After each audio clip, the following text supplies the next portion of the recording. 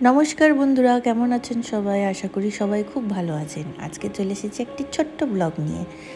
অনুশ্রীর কাণ্ড দেখেন।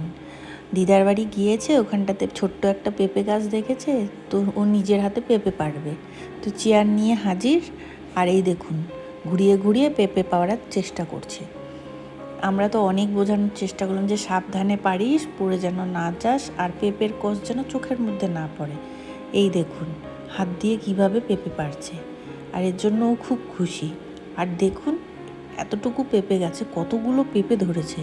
প্রথমে যখন গাছটি ছোট ছিল তখন মনেই হচ্ছিল না যে এতগুলো পেঁপে হবে, কারণ গাছটিকে দেখে ওরকম লাগছিলই না যে এতগুলো পেঁপে হওয়ার মতন ওর ক্ষমতা আছে।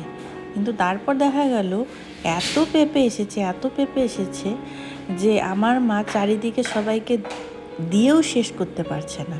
তারপর আমাদেরকেও এক ব্যাগ পেঁপে ধরিয়ে দিল, বলল বাড়ি নিয়ে গিয়ে খাস। তো এই দেখুন অনুশ্রী সেই পেঁপেগুলো পারছে মনের আনন্দে, আর চিন্তা করছে আর কতগুলো পেঁপে পারা যায়।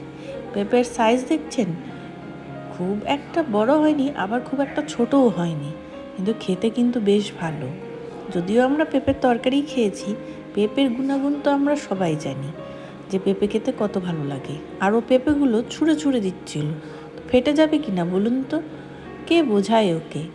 তারপর আবার তুলে নিয়ে এক সাইডে রেখে দিল। পেঁপে পেরে ওর যে সে কি আনন্দ, কি বলবো। তো ভিডিওটি আপনাদের কেমন লাগলো? নিশ্চয়ই মজার। তো ভালো লাগলে অবশ্যই লাইক কমেন্ট শেয়ার করবেন, আর সাবস্ক্রাইব করতে একদম ভুলবেন না। ভালো থাকুন আর অন্যদেরকে ভালো রাখুন।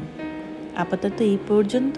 ও হ্যাঁ, ভিডিওটি ভালো লাগলে লাইক তো অবশ্যই একটি করবেন।